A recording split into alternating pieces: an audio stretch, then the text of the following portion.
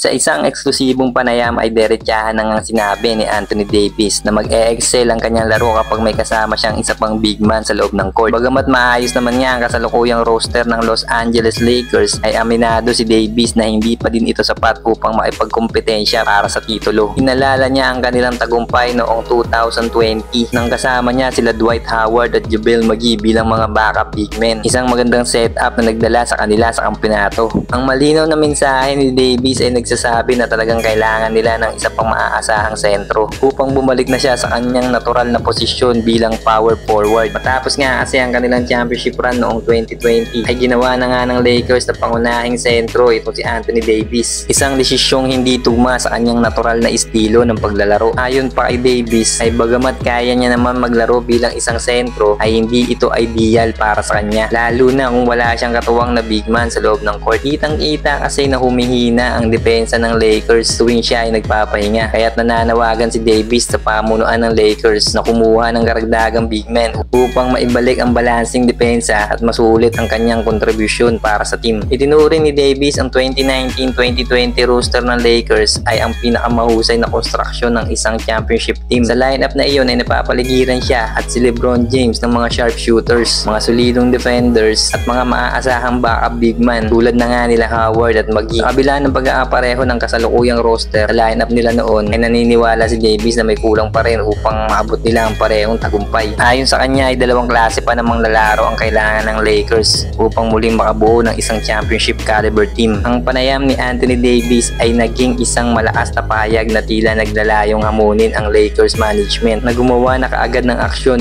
bago ang trade deadline. Nagkataon pa nga nakasunod ito ng ulat na sinabi nila Anthony Davis at LeBron James na nag-aalala sila sa kakayahan ng kanilang kupunan na gumawa ng makabuluhang pagbabago sa kanilang roster ngayon. Dahil nga sa nalalapit na pagre-retiro ni LeBron ay nais nga ni Davis na samantalahin ang natitirang taon kanyang kakampi upang muling makamit ang kampinato. Ang panawagan ni Davis ay simple ngunit malinaw na dapat nang kumilos ngayon ang Lakers bago pa tuluyang mahuli ang lahat. Samantala, isang magandang balita ito para sa Los Angeles Lakers dahil nga mukhang handa na ang Lakers na paglaruin ang kanilang defensive forward na si Jared Vanderbilt. Sa pinakahuling injury report kasi ng Lakers ay wala na ang pangalan ni Vando rito. Kaya naman maaring nangangahulugan nga itong handa na siyang sumabak muli sa laban kontra nga dito sa Golden State Warriors. Huling naglaro si Vanderbilt noong Pebrero pa ng nakaraang season. Kaya namang malaking tulong ang kanyang pagbabalik para sa kupunan. Kilala si Vando bilang isa sa mga inaasahan ng Lakers pagdating sa pagbabantay sa mga pinakamahuhusay na manlalaro ng kanilang kalabang kupunan. Tatandaan natin na ang huling pagtutuos ng Warriors at Lakers ay noong Christmas Day kung saan naging dikit ang laban. Mabuti na lamang at naipasok ni Austin Reeves ang kanyang game-winning layup upang tuluyang makuha ng Lakers ang panalo. Kung sakali man kasing nauwi sa overtime ang laban ay malaki ang posibilidad na mag-init pa si Stephen Curry at maaaring mauwi sa pagkatalo ng Lakers. Dahil dito, ang pagbabalik ni Vando ay magbibigay ng malaking upgrade sa depensa ng LA. Matatandaan na isa si Vando sa mga naging dahilan ng tagumpay ng LA